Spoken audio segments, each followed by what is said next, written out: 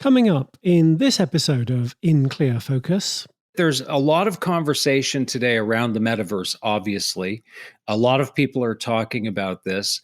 But the one thing that I am not hearing asked is it good for society? You're listening to In Clear Focus, fresh perspectives on the business of advertising, produced weekly by Big Eye, a strategy-led, full-service creative agency growing brands for clients globally. Hello, I'm your host, Adrian Tennant, Chief Strategy Officer. Thank you for joining us today. Last October, Big Eye published a market research report entitled Retail Disrupted: What Shoppers Want from Brands Today. We recently released a video, ENVISION 2022, in which 4 experts discuss key findings from our study and explore some of the potential implications for retailers and brand marketers. Our podcast today is an extended interview with one of our guests for ENVISION 2022. Doug Stevens is one of the world's foremost retail industry futurists. His thinking has influenced many of the world's best-known retailers, agencies and brands, including Walmart, Google, Home Depot, Disney, BMW and Coca-Cola. Prior to founding his firm Retail Profit, Doug spent over 20 years in the retail industry, holding senior international roles. He's also the author of 3 groundbreaking books on retail innovation, a nationally syndicated retail columnist for CBC Radio, as well as a featured contributor to the Business of Fashion. Doug's perspectives on the business of retailing at the intersection of consumer behavior have been featured in many of the world's leading publications and media outlets, and he speaks regularly to major brands and organizations. So let's first revisit a conversation with Doug when he joined us on In Clear Focus in August of 2021. To discuss some of the ideas in his 3rd book, Resurrecting Retail: The Future of Business in a Post-Pandemic World, Doug joined us from his home office in Toronto, Canada. Doug, welcome to In Clear Focus. Thank you so much, Adrian. Thanks for having me. So Doug, what is Retail Profit and what services do you provide? So Retail Profit is a consultancy that focuses exclusively on the future of retail and consumer behavior. And we advise brands like BMW, Walmart, L'Oreal, LVMH, and Google, and all focused on this issue of the 5 to 10 year horizon of retail. What's changing? How are consumer behaviors manifesting in different ways? How do retailers need to plan strategy for that new environment? And certainly for an ever-changing competitive landscape, not the least of which have been many of the changes that we've seen in the last year or so. Doug, did you find retail or did retail find you? I'm curious, did you have any family members that worked in retail when you were growing up? I did, actually. My elder sister spent many years working in department stores, and she worked with Macy's, but that in no way, shape, or form influenced my decision to get into what many call the accidental profession, retail. But it did turn out that it was one of my first, I'll call it, real jobs after getting married. I got into retail very much on the ground floor of the industry. As a young person, kind of working my way up through the ranks of retail companies in both Canada and the US, starting on the sales floor and finishing as the general manager of a relatively large US company. So that was the beginning. And then in 2009, I founded Retail Profit, having had the experience of working in the retail industry and experiencing firsthand how short-sighted an industry it tended to be. As you can appreciate, around 2008, 2009, the whole world was sort of imploding. The economic landscape was changing. Technology was rapidly changing, certainly a changing of the guard demographically in terms of consumer groups. And so it seemed to me at that point that the world needed a narrative that was looking out on this horizon with a little bit more prescience, perhaps, than the usual reactive nature of retail. Your second book, published in 2017, is entitled Re-engineering Retail: The Future of Retailing in a Post-Digital World. Doug, what did you mean by post-digital? Yeah, the term was chosen very deliberately because it was my feeling, Adrian, that by 2017, the presence of technology in a consumer experience was really no longer a novelty or a surprise. It was my belief, and I maintain that belief, that we live in a world where consumers, I think, are more surprised these days by the absence of technology than by its presence. We're sort of mystified when we find ourselves in a situation where we can't benefit from the introduction or from the use of technology. Just to give you an example, I was in a big box store just the last week, and I asked a pretty simple question regarding a product that I believed that they might have had, and it was sort of reduced to guesswork on the part of the sales associate. I asked if they had a certain product, and they said, "I think we do, and I think it's over here." And in the back of my mind, I'm thinking, well, are you telling me that there isn't a piece of handheld technology or some other piece of technology that can't tell you exactly where that product is in your store? So, again, I think as consumers these days, we are more surprised when there's an absence of technology to assist us than when there is. So I believed for that reason we were really living not in a digital world, but in a post-digital world.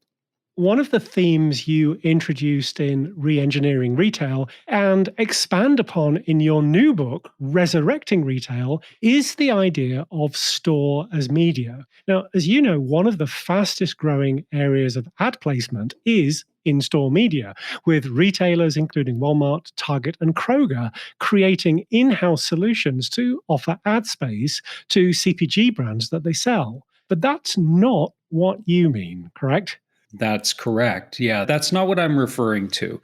What I mean is that the actual shopping experience itself is, to my mind, the most powerful and manageable and frankly measurable form of media that a retailer or a brand possesses. The problem is, most of them don't treat it that way. They don't treat the experience as a media experience. Historically, as retailers, we've gone out to the open market, we've bought media, we've bought advertising in an effort to acquire customers, to gather brand recognition or brand awareness. And then, if we're successful in doing that, we move those consumers to a point of distribution or points of distribution to transact sales. Problem is, stores are now the media itself, and media, in many ways, is becoming the store. As a consumer now, I don't look at advertising as a mere call out to go to a store. The advertising is the store. I can buy directly from TikTok, from Facebook, from Instagram, from any piece of media that falls within my grasp. So many retailers would say, well, if media is becoming the store, does that negate the necessity for stores? And my argument is no, not at all, because it's actually a trading of roles. Physical stores are becoming a very powerful media channel. And I'll just explain very briefly what I mean by that. We have to sort of start from a place where we accept that the going in premise of effective media is that there's an audience for it. Obviously, we want to try and create media experiences wherever there's an audience that can enjoy that. If we go back 1,000 years ago, that point of gathering audience was the marketplace.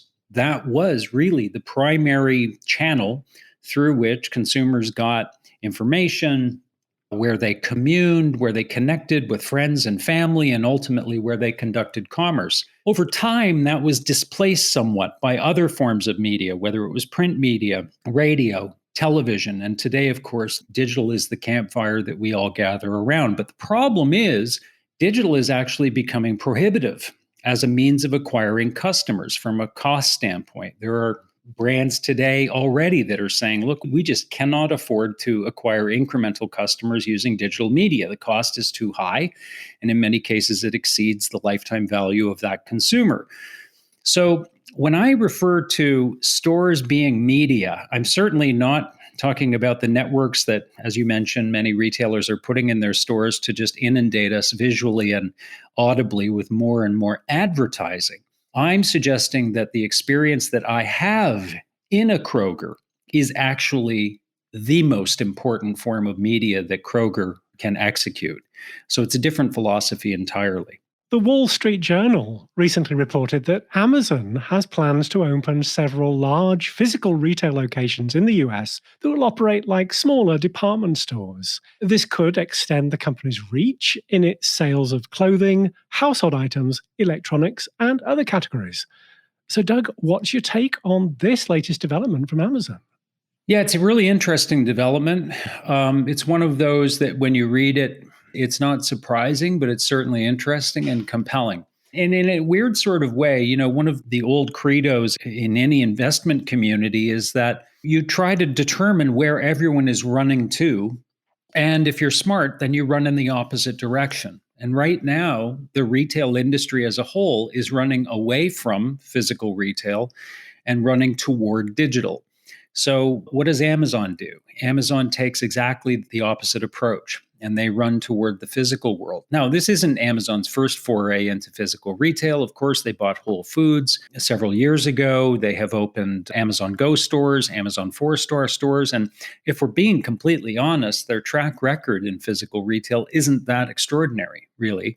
Having said that, this makes a lot of sense. There are things that are simply difficult to buy on Amazon and difficult to buy on any retailer's website, frankly. Things that require more consideration, things that require touch and feel, complex products that really require more information or confidence before a consumer is willing to make a purchase. And of course, apparel falls into that category as well. So that makes sense. This also provides a local logistics point, a point to distribute products from, a point to collect returns from, which would only add efficiency to Amazon's bottom line. It also gives them an opportunity to collect more data about how consumers do shop in physical environments. Amazon knows full well how we behave online, but it gives them an opportunity to create yet another data point in the marketplace to begin to connect consumer behavior between the online world and the physical world. And then there's the more sinister side. It also gives them the ability, as we know from past announcements, it gives Amazon the ability to absolutely tank the market caps of companies like Kohl's, who could potentially even become acquisition targets. We know that anytime Amazon merely clears its throat and sort of fixes its gaze on a category, they have a tendency to really rock the market caps of incumbents in those categories. We've seen them do it in the pharmacy sector. We've seen them do it across various categories. So that could be potentially the play here as well. But I think the big message to the marketplace, Adrian, in my opinion, is that this is a warning shot across the bow of all physical retailers. And most specifically, I'm thinking of categories that have sort of dodged the bullet up until now, categories like home improvement. If Amazon can open a quote unquote department store and sell in the physical world, well, that brings them one step closer to selling lumber and concrete and building supplies and maybe doing a much better job of it than the incumbents in that category. So I think everyone has to take this very seriously. And above all, Amazon has the luxury to spend a tremendous amount of money doing this and sticking with it and experimenting. So yeah, not a surprise. Could have many, many strategic dimensions, but something that everyone in the retail industry should be taking note of for sure. That was Doug Stevens talking with me in August last year. In October 2021, Big Eye published Retail Disrupted: What Shoppers Want from Brands Today. Shortly after our report's publication, Facebook changed its corporate name to Meta, reflecting its ambitions to build the metaverse. In November, the Metaverse Group, a subsidiary of the cryptocurrency investment company Tokens.com, purchased the virtual world Decentraland's most expensive plot of land in its Fashion Street district for $2.4 million. So when Doug Stevens joined us for Big Eye's ENVISION 2022 video event, we talked about the impact of the metaverse on retailing. I asked Doug if he thought we would see a real estate land grab in virtual worlds. Yeah, I think we will. Just to sort of level set in terms of the metaverse and what it means, the metaverse in concept anyway is the idea of a more immersive, real-time, persistent internet, if you will.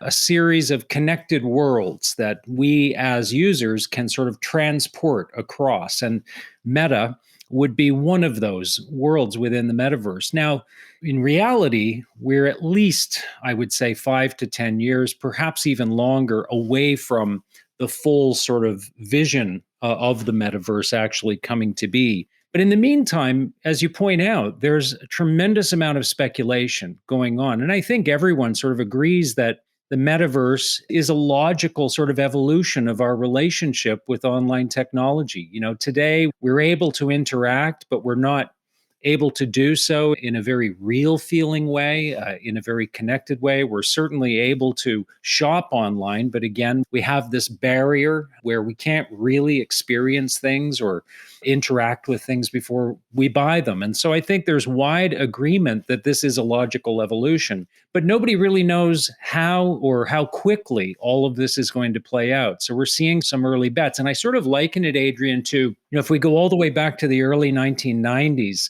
and the prospect of this thing called the internet, and we had companies finding themselves being shut out of having their own domain names in some cases. People were out there on the open market, sort of these early adopters were out there buying up domain names and then selling them back to the brands that actually own that IP, that owned that brand name. And so I think a lot of companies now are trying to get a jump on this. And I think the key thing about real estate in the metaverse, as it sounds like a ridiculous concept. Why would somebody buy virtual space in something that should be infinite, really? But it isn't. And I think that's really the key idea here, is that real estate within a place like Decentraland is not some infinite landscape of never-ending opportunities for real estate. This is literally a place that has finite assets. And some of those assets are clearly more premium than others. And so we are definitely seeing brands say, look, we don't want to find ourselves once again being shut out. And so we're going to make some early bets on things like this. We've also seen a lot of coverage of non-fungible tokens, or NFTs. Nike, Adidas, and Under Armour are all investing in this space. For example, Nike acquired Artifact, a startup that creates NFTs of sneakers and other collectibles. Doug, what's the strategy behind these investments?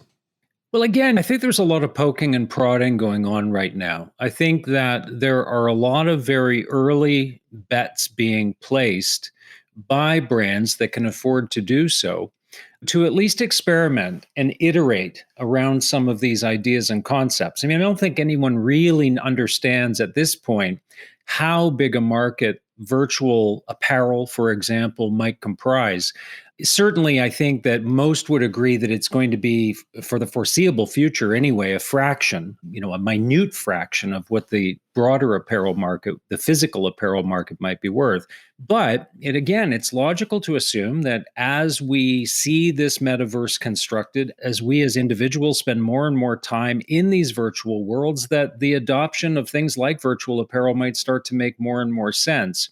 And so brands like Nike, again, don't want to be at the tail end of that wave. They want to be leading that wave. In the near term, what we also know is that there is a fairly robust market right now just among people who are experimenting with buying NFTs, making some early investments in the hope that some of these assets will actually, exponentially increase in value.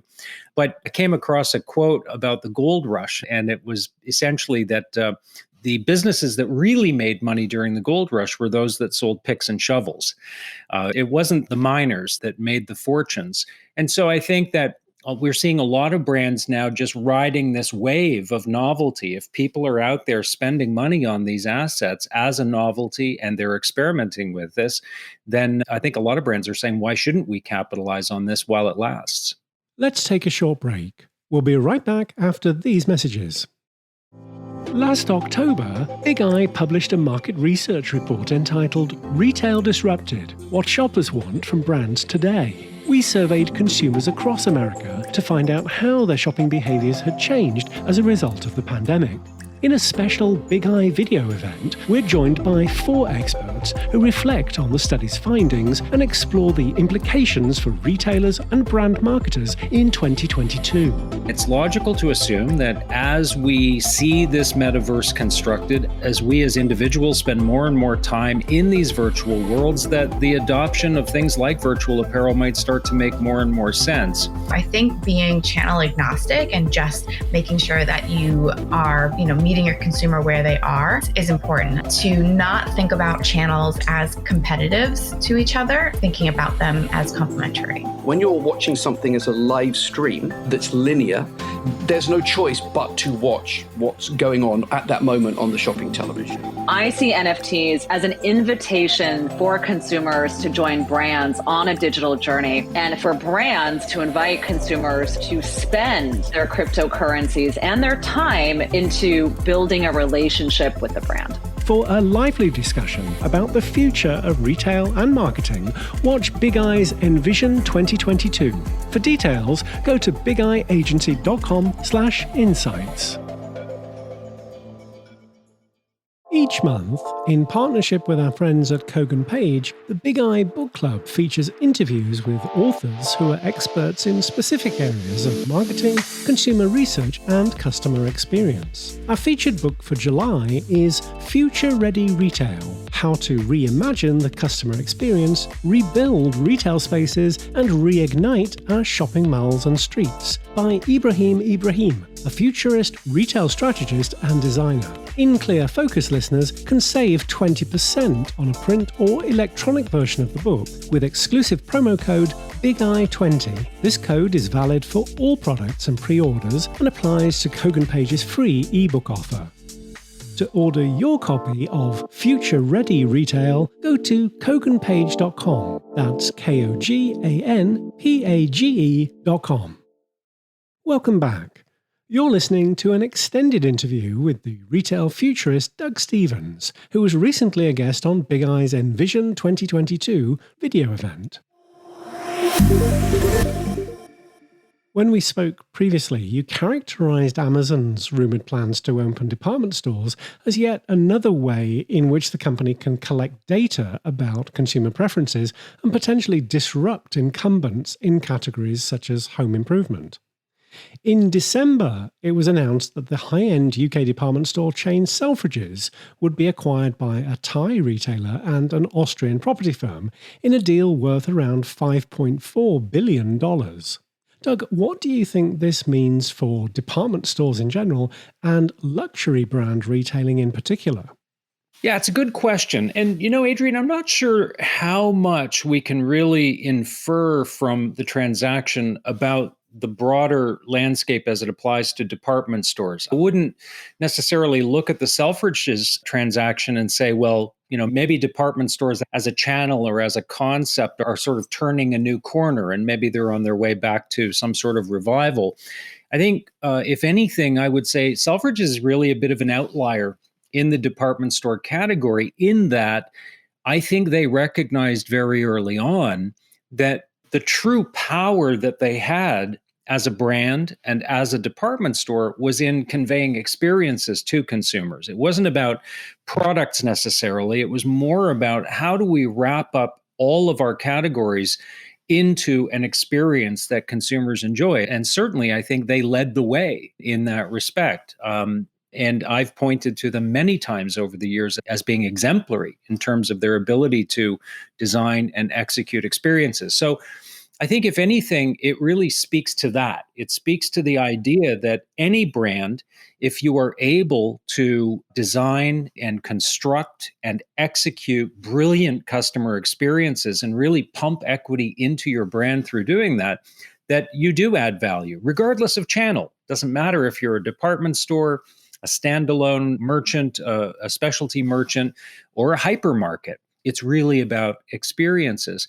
And as far as luxury goes, I think that the horizon is relatively optimistic for luxury. I think that the industry recognizes that we live in an extremely polarized retail market today, where it is really commodity goods on one side that are dominating, and on the other side it is luxury. And I think everyone also is anticipating the return of the Asian consumer to the broader global market. Once things open up, I think there's going to be a huge appetite on the part of Chinese consumers to get back out on the road and enjoy some of those luxury experiences. So that's sort of the way I interpret that transaction. What is the one aspect of retailing that you think is most likely to be disrupted or look completely different by the year 2030? So I believe that what we have seen over the last decade or so is this progression toward stores, physical stores, ceasing to be a practical distribution mechanism for products. I think we would all agree that the inventory requirements, the space requirements, the manpower requirements to use physical stores merely as a distribution vehicle for product is a relatively inefficient use of that asset. What we are seeing is more and more stores really becoming mechanisms for customer acquisition. So whether we're talking about Nike House of Innovation stores, or Canada Goose is another brand now that is sort of looking at their stores more as being this sort of open end of the funnel to receive new customers and acquire them and bring them into their ecosystem. I believe we're going to continue to see that progression going forward. And to the extent that I would say, with the exception of all but the most commodity-based items, grocery, pharmacy, things of that nature, I really believe that the nature of physical retail is going to move over to becoming more of a media channel where brands can tell their brand stories, where they can treat customers to unique experiences, and then, as I say, bring those customers into their ecosystem where they can shop across channels, and certainly through more efficient channels for product delivery like online. So that is really, I think, the progression that we're going to continue to see moving forward. Doug, what's one question you wished I had asked you but didn't? And what would your answer be? It's a great question. I think that there's a lot of conversation today around the metaverse, obviously. A lot of people are talking about this. But the one thing that I am not hearing asked is what I think is a vitally important question about the metaverse. And I think with any new technological advancement, certainly one of this magnitude, we should be asking an important question about it. There are really three questions, I guess. The first is it possible? And I think we would all agree that the metaverse in concept is possible. The idea of a more immersive experiential internet is certainly possible. Is it probable? Well, as I said earlier, I think it's a logical extension of our online experiences, and I don't think many people would disagree with that. But the third question, and probably the most important one, is it preferable? Is it good for society? And when I look around today and I look at the internet that we have today, and I look at issues that we have around young people suffering from anxiety and depression, from people feeling a sense of inadequacy on social media because they're really looking at this sort of hyper version of their friends and their social networks' lifestyles. When I look at the addiction to online technology and things of that nature, it really makes me wonder if we're prepared for the metaverse, or should we really be looking at the metaverse as a means of quelling some of those problems, of addressing those problems? Should we be looking at the metaverse as a means of making the internet a better, safer, and more responsible place? And even things like environmental issues around the energy usage that would be required to power this connected, immersive, and persistent reality. It would be tremendous. And it really doesn't get us much further ahead than we are today with environmental concerns. So I think these are the questions that we really need to be asking about the metaverse. It's possible, it's probable, but is it preferable? And can we make it so? Doug, thank you very much for sharing your insights with us for ENVISION. It's my pleasure, Adrian. Thanks so much for having me. You've been listening to an extended interview with Doug Stevens, retail futurist, author, and the CEO of Retail Profit, who was recently a guest on Big Eye's ENVISION 2022 Retail Disrupted video event. You can still view the full video at bigeyeagency.com/insights. You'll find a transcript of this podcast with links to the resources we discussed on the In Clear Focus page at bigeyeagency.com. Select Podcast from the menu. And if you enjoyed this episode, please consider following us wherever you get your podcasts. Thank you for listening to In Clear Focus, produced by Big Eye. I've been your host, Adrian Tennant. Until next week, goodbye.